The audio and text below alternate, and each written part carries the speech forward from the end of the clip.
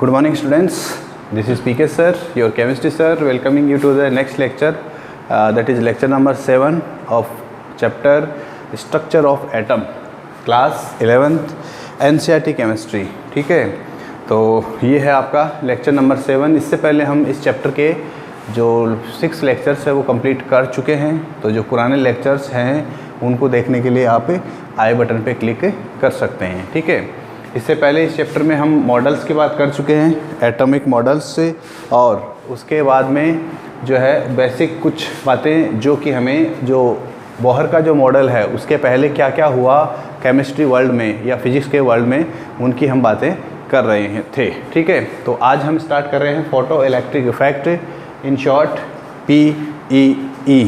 ठीक है, चलिए देखिए, फोटो इलेक्ट्रिक इफेक्ट जो था इसके बारे में सबसे पहले एक साइंटिस्ट का नाम आता है हर्ट्ज, जिन्होंने एक एक्सपेरिमेंट किया था. और उन्होंने जो एक्सपेरिमेंट किया था उसके लिए उन्होंने एक सेटअप बनाया था. ठीक है, उन्होंने एक सेटअप बनाया था और उस सेटअप के अकॉर्डिंग ही आपको भी ये याद रखना है कि एक ग्लास का ट्यूब था और उस ग्लास के ट्यूब में एक एक क्या बोलते हैं जिसको, डिटेक्टर लगाया हुआ था. ठीक है, और इसके अपोजिट साइड में एक मेटल का बना हुआ, अब ये स्पेसिफिक मेटल है, किसी भी मेटल का नहीं हो सकता है, ये एक स्पेसिफिक मेटल है. ठीक है, और इसके बाद में इसको यहाँ पर एक एमीटर से कनेक्ट किया हुआ था और यहाँ पर बैटरी की हेल्प से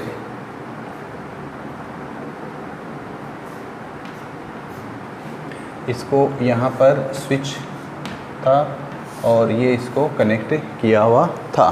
ठीक है, अब इसके बाद में देखिए, ये तो है यहाँ पर बैटरी, एक ऐसा अरेंजमेंट जो हेनरी हर्ट्ज ने एक्सपेरिमेंट में यूज़ किया था. ये इसका पॉजिटिव टर्मिनल, ये इसका नेगेटिव टर्मिनल है. ठीक है, चलिए इसके बाद में देखिए फिर उन्होंने क्या किया था कि ये वाला जो है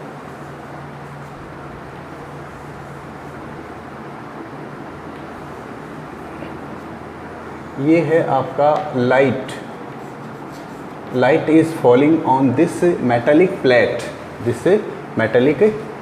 और ये जो स्ट्रक्चर है यहाँ पर ये है डिटेक्टर क्या काम करता है, डिटेक्ट करता है. किसको डिटेक्ट करता है देखेंगे अभी. ठीक है, और यहाँ से इलेक्ट्रॉन्स का beam of electrons is ejected when electricity flow in this circuit. Then this needle is fluctuating. ठीक है, नीडल, एमीटर का नीडल जो है वो क्या करता है, फ्लक्चुएट करता है. ठीक है, अब देखिए इन्होंने क्या किया और उसका क्या एक्सप्लेनेशन है. ठीक है, तो उन्होंने एक्सपेरिमेंट जो किया था वो था कुछ मेटल्स, पर्टिकुलर मेटल्स की हम बात करते हैं यहाँ पर.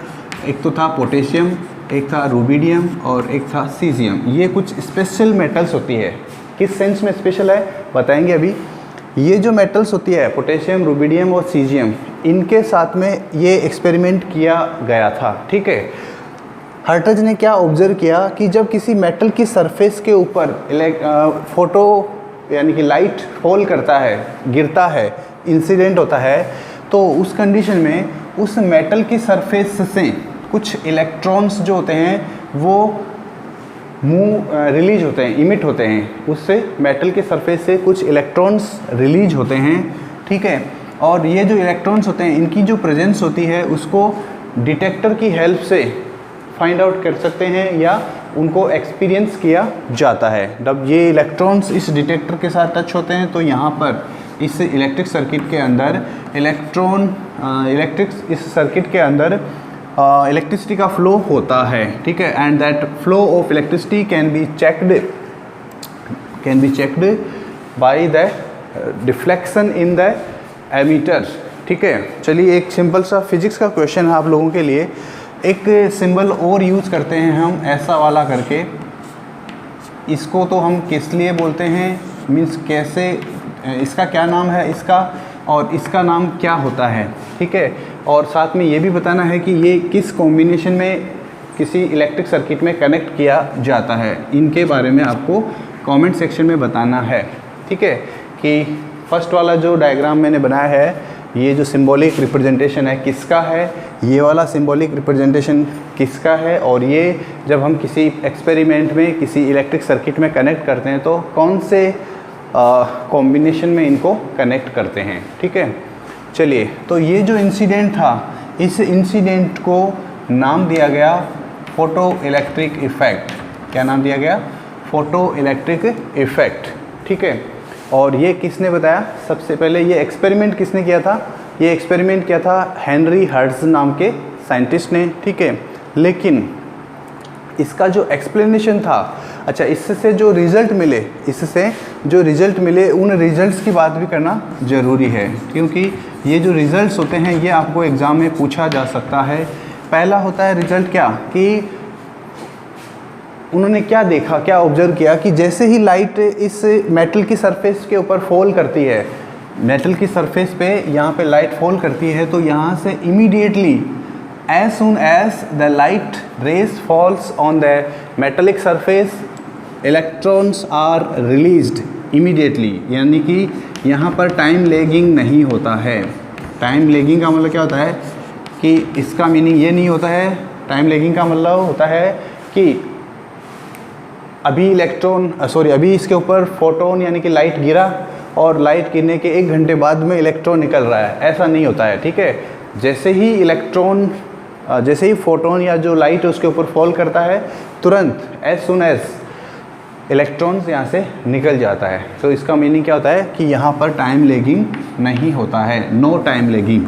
ठीक है, ये हो गया इसका फर्स्ट रिजल्ट। ठीक है, यानी कि लाइट स्ट्राइक करने के ऊपर और इलेक्ट्रॉन के रिजेक्शन होने पे, इलेक्ट्रॉन के इजेक्शन होने पे कोई भी बीच में टाइम का गैप नहीं होता है, बीच में कोई शॉर्ट पीरियड भी नहीं होता है। ठीक है, चलिए, नेक्स्ट जो है वो है इंटेंसिटी।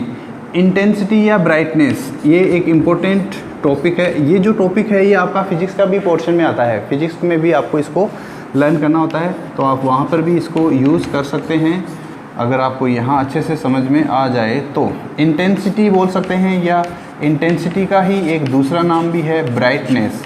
जब भी आपको फिजिक्स में ये फोटोन वाले चैप्टर में, लाइट वाले चैप्टर में इंटेंसिटी वर्ड आ जाए, तो इंटेंसिटी वर्ड का हमेशा मीनिंग होता है फोटोन पर सेकेंड, फोटोन पर सेकेंड। ठीक है, यानी कि 1 सेकेंड में कितने फोटोन आ रहे हैं, वही है उसका इंटेंसिटी। अगर मैं कहूँ कि रेड लाइट का इंटेंसिटी ज़्यादा है, येलो लाइट का इंटेंसिटी कम है, तो इसका मीनिंग ये है कि रेड लाइट के जो फोटोन्स हैं वो 1 सेकेंड के अंदर ज़्यादा होते हैं, और येलो लाइट के जो फोटोन्स हैं वो 1 सेकेंड में कम होते हैं। ये इसका एक सिंपल सा मीनिंग है, ये हमेशा याद रखना है। जनरली इंटेंसिटी को हम आई से डिनोट करते हैं लाइट वाले चैप्टर्स में। वैसे इलेक्ट्रिक वाले चैप्टर में आई का मीनिंग इलेक्ट्रिसिटी या इलेक्ट्रिक करंट से होता है। ठीक है, तो क्या बताया इन्होंने, सेकेंड पॉइंट क्या बताया इन्होंने कि जितने इलेक्ट्रॉन रिलीज होते हैं, जितने इलेक्ट्रॉन रिलीज होते हैं, वो इलेक्ट्रॉन का जो नंबर होता है वो जो इंसिडेंट लाइट रे या लाइट बीम होती है उसकी इंटेंसिटी के ऊपर डिपेंड करता है। यानी इंटेंसिटी का मतलब फोटोन के ऊपर डिपेंड करता है, कितने फोटोन गिर रहे हैं, जितने फोटोन गिरते हैं उतने फोटोन की नंबर के बेसिस पे नंबर ऑफ इलेक्ट्रॉन डिसाइड होता है, नंबर ऑफ इलेक्ट्रॉन डिसाइड होता है। ठीक है, इसके बाद में नेक्स्ट एक कॉन्सेप्ट है यहाँ पर threshold frequency. Threshold, THRESHOLD, threshold frequency.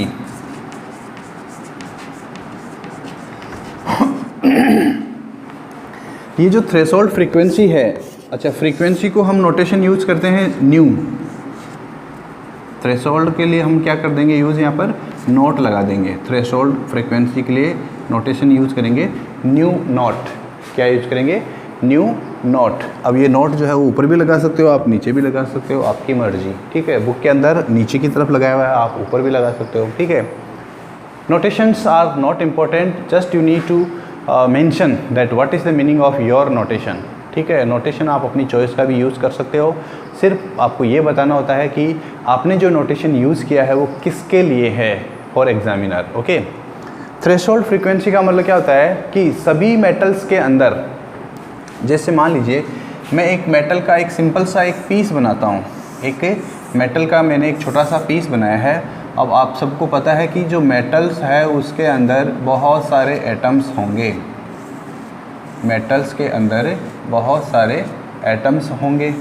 कितने एटम्स होते हैं ये आप लोग पढ़ेंगे क्लास 12th के अंदर, क्लास 12th के अंदर कब पढ़ेंगे? एक चैप्टर है सॉलिड स्टेट, चैप्टर है सॉलिड स्टेट, ठीक है, वहाँ पर आप इसके बारे में डिस्कस करेंगे कि एक सेंटीमीटर क्यूब, एक सेंटीमीटर क्यूब का मतलब क्या होता है?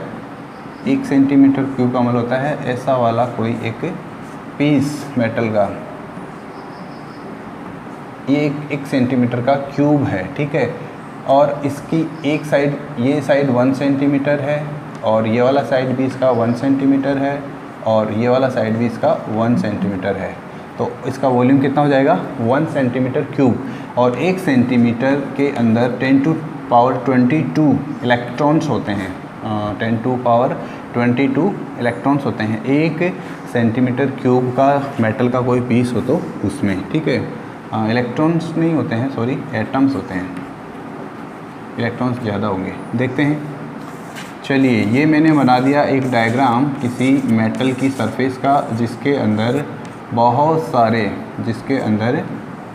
सारे क्या हैं? एटम्स आपको शोन है, बहुत सारे एटम्स आपको दिख रहे होंगे, ठीक है, और इनमें से कुछ एटम्स पूरे नहीं हैं, कुछ कंप्लीट नहीं है, कुछ का आधा पार्ट बाहर की तरफ है, कटा हुआ सरफेस है, दैट इज़ वाई, ठीक है। अब देखिए इस मेटल के अंदर ये तो एटम्स हैं और एटम्स के अंदर इलेक्ट्रॉन्स भी होते हैं, एटम्स के अंदर इलेक्ट्रॉन्स भी होते हैं, सभी को पता है क्योंकि हम स्पेशली बात कर रहे हैं इन मेटल्स की। तो इन मेटल्स के पास भी इलेक्ट्रॉन्स खूब होते हैं। पोटेशियम के पास कितने इलेक्ट्रॉन होते हैं? चलिए बताइए, आप लोग ही बताइए कि पोटेशियम के पास कितने इलेक्ट्रॉन होंगे? How many electrons are present with potassium, how many electrons are with rubidium, how many electrons are present with caesium? Comment section में बताइए, ठीक है। चलिए ये इनके पास इलेक्ट्रॉन्स भी हैं खूब सारे, और ये इलेक्ट्रॉन्स जो हैं इनके साथ क्या होता है? देखिए मेटल का एक नेचर है, सभी मेटल का ये अपना पर्सनल नेचर होता है, इंडिविजुअल उसका प्रॉपर्टी होता है कि उसका जो फ्रीक्वेंसी होता है कि ये जो लाइट आ रही है, इंसिडेंट लाइट रे which is falling on, okay. So next देखिए, ये मेटल का कोई मैंने एक पीस बनाया है और इस मेटल के अंदर आपको जो इतने सारे एटम्स शोन है और इन एटम्स के साथ में इनके इलेक्ट्रॉन्स भी अटैच्ड है या इनके साथ में चेन आपको दिख रहे हैं, ठीक है।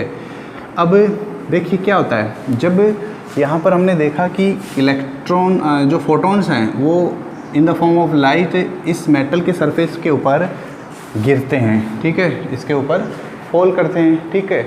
अब ये जो लाइट है इसका कुछ फ्रीक्वेंसी होगा, पर्टिकुलर कोई भी लाइट होगा उसका फ्रीक्वेंसी होगा। जैसे हमारे पास में जो विजिबल लाइट का जो स्पेक्ट्रम होता है उसके लिए हम बोलते हैं विबज्योर, ठीक है। ये जो विबज्योर है इसमें ये violet, indigo, blue, G for green, yellow, orange, red, इन सब का डिफरेंट फ्रीक्वेंसी है, इन सब का डिफरेंट फ्रीक्वेंसी है। तो किसी मेटल का जो फ्रीक्वेंसी होता है वो फ्रीक्वेंसी, जिस फ्रीक्वेंसी के फोटोन गिरने पर उस मेटल से इलेक्ट्रॉन रिलीज हो जाए, ओके, तो वो जो मिनिमम फ्रीक्वेंसी होती है, okay, the minimum frequency of falling light, the minimum frequency of falling light जो किसी मेटल की सरफेस से इलेक्ट्रॉन को रिलीज कर दे, that is called threshold frequency, that is called threshold frequency, and this threshold frequency is denoted by nu naught, ठीक है। अब न्यू क्या है? न्यू वो फ्रीक्वेंसी है जो लाइट जो फॉल कर रही है, जो लाइट इस मेटल की सरफेस पे फॉल कर रही है, उस लाइट की फ्रीक्वेंसी को हमने यहाँ पर न्यू नोटेशन से डिनोट किया है, न्यू नोटेशन से डिनोट किया है, ठीक है। तो फ्रीक्वेंसी कितनी होनी चाहिए अगर आपको फोटो इलेक्ट्रिक इफेक्ट को शो करना है? तो हमेशा ध्यान रखना, the frequency of falling light should be greater than frequency of A threshold, ठीक है, ये कंडीशन है। तो ये थर्ड पॉइंट हो गया आपका कि the frequency of falling light should be greater than the threshold frequency, ठीक है, ऑलवेज। अगर इक्वल भी होगा तो फोटो इलेक्ट्रिक इफेक्ट शो नहीं होगा, तो इसको हमेशा याद रखना है, ठीक है। अब देखिए, मान लीजिए आप लोग को पता होगा कि हमने एक इक्वेशन देखा था E = h²।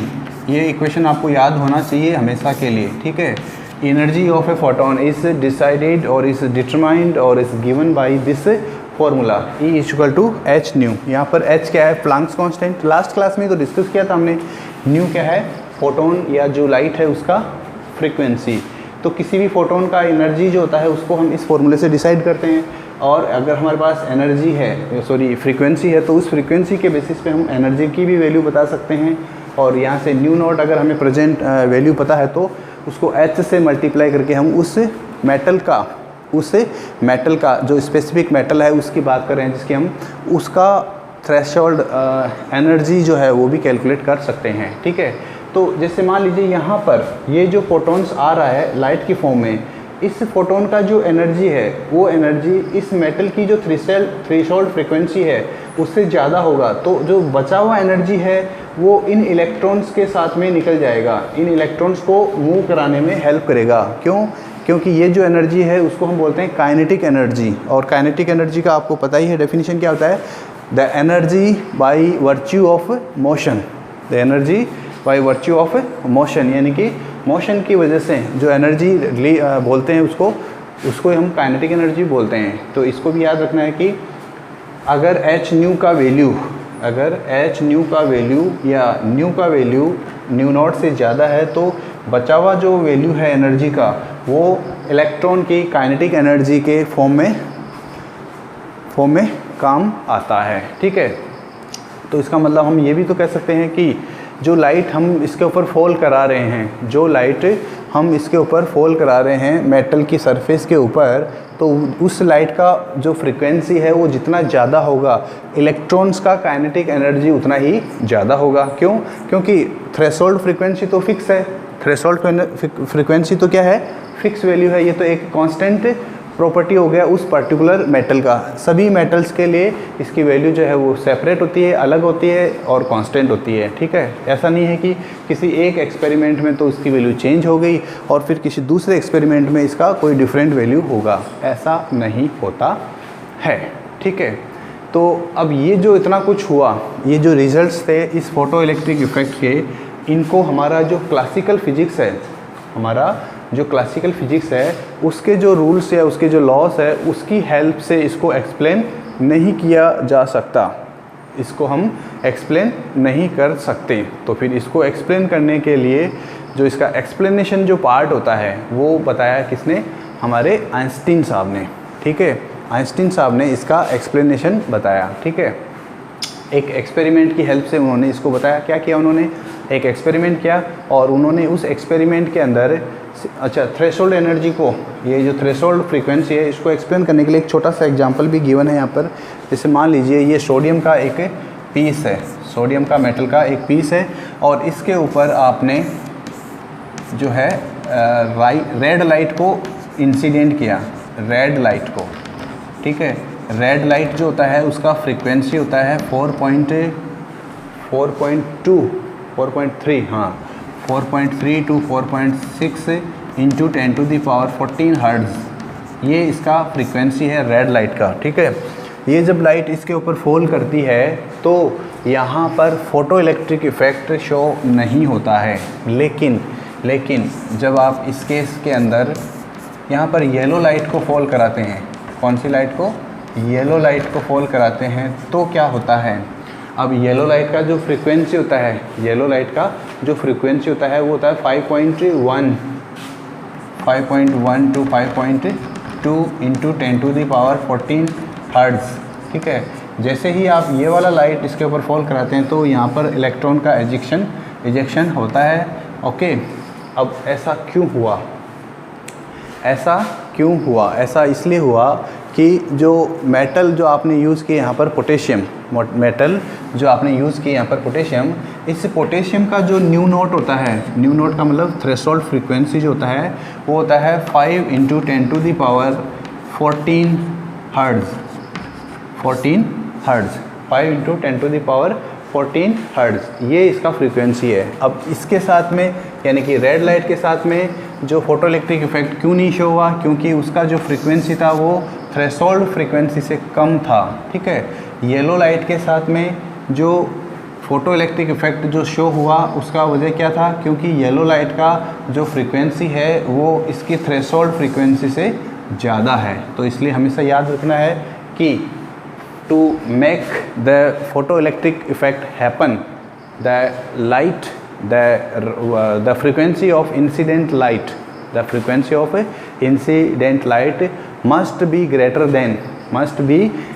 than that of threshold frequency, ये आपको याद रखना है, ठीक है। फिर इसके बाद में इसका जो एक्सप्लेनेशन पार्ट है, ये जो एक्सपेरिमेंट किया था ये तो था हर्ट्ज़ का, ठीक है, और इसको जो एक्सप्लेन किया था वो था हमारे आइंस्टीन साहब ने इसको एक्सप्लेन किया था। 1905 के आसपास की बातें हैं ये सब। उन्होंने इसका एक्सप्लेनेशन दिया और एक्सप्लेनेशन के अंदर उन्होंने क्या बताया कि रेडिएशन का ही यहाँ पर रोल है ये सब कुछ। उन्होंने फोटो इलेक्ट्रिक इफेक्ट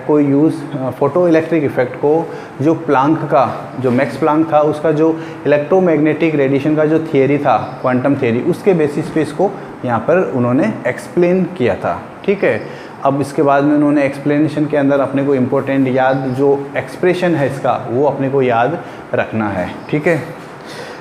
यहाँ पर एक छोटा सा इन्फॉर्मेशन है कि काइनेटिक एनर्जी का फॉर्मूला क्या होता है। What is kinetic energy? Kinetic energy का फॉर्मूला जो होता है जनरली हम लोग यूज़ करते हैं 12mv², ठीक है। 12m क्या है? उस मास का उस ऑब्जेक्ट का मास है जिसका काइनेटिक एनर्जी की हम बात कर रहे हैं, और उस ऑब्जेक्ट का वेलोसिटी, फाइनल वेलोसिटी या एट दैट टाइम वेलोसिटी है, उसकी हम बात कर रहे हैं, करेक्ट। तो ये एक्सप्रेशन कब यूज़ करते हैं हम? जब इनिशियली उस ऑब्जेक्ट का वेलोसिटी 0 हो, यानी कि ऑब्जेक्ट जो है अपना जर्नी रेस्ट से स्टार्ट करता है, उस कंडीशन में आपको ये एक्सप्रेशन यूज़ करना है, ठीक है। Kinetic energy is equal to 12mv², ये आप लोग फिजिक्स में भी जानते हैं, पढ़ चुके हैं, ठीक है। अब देखिए आइंस्टाइन ने जो एक्सप्रेशन बताया वो क्या था कि देखिए hν एनर्जी है जो कि इंसिडेंट लाइट से आ रही है। hν एनर्जी जो है वो इंसिडेंट लाइट में है, ठीक है। ये hν एनर्जी का जो फोटोन है वो इसके ऊपर गिरता है। अब इस इलेक्ट्रॉन को यहाँ से रिलीज होने के लिए, यहाँ तक आने के लिए, इस इलेक्ट्रॉन को यहाँ तक, ये जो सरफेस है, इस सरफेस तक आने के लिए जो एनर्जी चाहिए वो होती है hν0। hν0 यहाँ लिख दीजिए, चलिए बुक के अकॉर्डिंगली। और इन दोनों का जो डिफरेंस होता है वो जो है उस इलेक्ट्रॉन की काइनेटिक एनर्जी के इक्वल हो जाएगा, ठीक है। तो ये जो एक्सप्रेशन है ये आपको बताया किसने बताया? आइंस्टाइन ने, ठीक है। This is the expression which is described bye Einstein, ठीक है। क्या कहता है ये? याद कैसे रखेंगे इसको? हमें क्या चाहिए? Kinetic energy of electron, kinetic energy of electron, ठीक है। ये आपका ज़्यादा है वैल्यू, ये मोर वैल्यू है, और ये लेस वैल्यू है, ठीक है। तो मोर में से लेस आपको क्या करना है? माइनस करना है, ठीक है। लेस में से मोर तो माइनस कर नहीं सकते, क्यों? क्योंकि काइनेटिक एनर्जी जो है वो क्या है? एक स्केलर क्वांटिटी है, और स्केलर क्वांटिटी है तो उसका नेगेटिव वैल्यू पॉसिबल नहीं है, ठीक है। इसलिए काइनेटिक एनर्जी की वैल्यू तो हमेशा पॉजिटिव आएगी, और पॉजिटिव आएगी तो इसका मीनिंग क्या होगा? ज़्यादा में से कम को सब्सट्रैक्ट करना है, ठीक है। तो ये था इसका इम्पोर्टेंट एक्सप्रेशन। अब इस इम्पोर्टेंट एक्सप्रेशन के अंदर कौन से नोटेशन है और उनका क्या मीनिंग है ये भी आपको पता होना चाहिए। तो इस एक्सप्रेशन के अंदर h जो है, h है वो क्या है? आपका प्लांक्स कांस्टेंट है। h जो है वो क्या है? प्लांक्स कांस्टेंट, और इसकी वैल्यू भी आपको अच्छे से पता होनी चाहिए, क्योंकि ये बहुत ज़्यादा इम्पोर्टेंट है, बहुत ज़्यादा इम्पोर्टेंट कांस्टेंट है। इसकी वैल्यू होती है 6.62 × 10⁻34 जूल सेकेंड, ठीक है। इसके बाद में न्यू क्या है यहाँ पर, न्यू है frequency of incident light in hertz, frequency of incident light, frequency of incident light in hertz, in hertz. New note क्या है, threshold frequency, THRESHOLD, threshold frequency, threshold frequency in, ये भी क्या होगा, हर्ट्ज में होगा। ठीक है, और क्या बच गया, एच न्यू हो गया, एच हो गया। ME क्या है, ME यहाँ पर क्या है, mass of electron, mass of electron. चलिए ये आप लोगों के लिए एक क्वेश्चन है कि मास ऑफ इलेक्ट्रॉन जो होता है उसकी वैल्यू, मास ऑफ इलेक्ट्रॉन की वैल्यू आप बताइए नोट कमेंट सेक्शन में। इसको आपको कमेंट सेक्शन में बताना है कि इलेक्ट्रॉन का मास कितना होता है, किलोग्राम में बताइएगा सभी। V क्या है, वेलोसिटी ऑफ इलेक्ट्रॉन, V क्या है, वेलोसिटी या स्पीड ऑफ इलेक्ट्रॉन। यहाँ पर वेलोसिटी नहीं बोलेंगे हम, क्योंकि वेलोसिटी बोलते ही तो फिर ये वेक्टर क्वांटिटी है। वेलोसिटी ऑफ इलेक्ट्रॉन या स्पीड ऑफ इलेक्ट्रॉन मीटर पर सेकेंड में यूज़ करना है। सभी SI यूनिट्स आपको यहाँ पे यूज़ करने होते हैं। ठीक है, चलिए अब देखिए इंटेंसिटी का मतलब मैंने पहले भी बता दिया आप लोगों को। Intensity means when the light is falling on the, when the light is falling on the metallic surface, then how many photons are present, how many photons are present or how many photons are falling in 1 second, in 1 second, that is called intensity। ठीक है, तो इसलिए ये याद रखना है कि अगर किसी लाइट की बीम का इंटेंसिटी ज़्यादा है तो इसका मीनिंग ये है कि उसमें नंबर ऑफ़ फोटॉन्स ज़्यादा है। ठीक है, जितने ज़्यादा फोटॉन्स होंगे उतने ही ज़्यादा इलेक्ट्रॉन्स होंगे, जितने ज़्यादा फोटॉन होंगे उतने ही ज़्यादा इलेक्ट्रॉन होंगे। ठीक है, तो ये आपको याद रखना है। एक चीज़ हमेशा याद रखना कि एक फ़ोटॉन एक इलेक्ट्रॉन को ही इजेक्ट करता है, एक फ़ोटॉन एक इलेक्ट्रॉन को ही इजेक्ट करता है। ऐसा नहीं है कि एक फ़ोटॉन है उसके पास बहुत ज़्यादा एनर्जी है तो आधी एनर्जी से एक इलेक्ट्रॉन को इजेक्ट कर देगा और आधी एनर्जी से दूसरे फ़ोटॉन को, दूसरे इलेक्ट्रॉन को इजेक्ट कर देगा। नहीं, ऐसा नहीं होता है। एक फ़ोटॉन एक इलेक्ट्रॉन को इजेक्ट कर सकता है। ठीक है, इस चीज़ को हमेशा याद रखना। तो ये था हमारा फ़ोटो इलेक्ट्रिक इफ़ेक्ट, और इसके बारे में आपको अच्छे से याद रखना है क्योंकि ये आपके क्लास 11th में, 12th में और जितने भी कॉम्पिटिटिव एग्ज़ाम्स है, नीट है, JEE है, उनमें सब में आपको ये बहुत ज़्यादा यूज़फुल रहेगा। ठीक है, तो इसलिए इसको बार बार रिवाइज़ कीजिएगा, अच्छे से लर्न कीजिएगा। फिर भी कोई डाउट हो तो मुझे कॉल कीजिएगा, मैसेज कीजिएगा, व्हाट्सएप कीजिएगा। I am free always for 20 hours for taking your queries. Okay, so this is the end of the class. Meeting you in the next class. Till then, take care. Bye bye.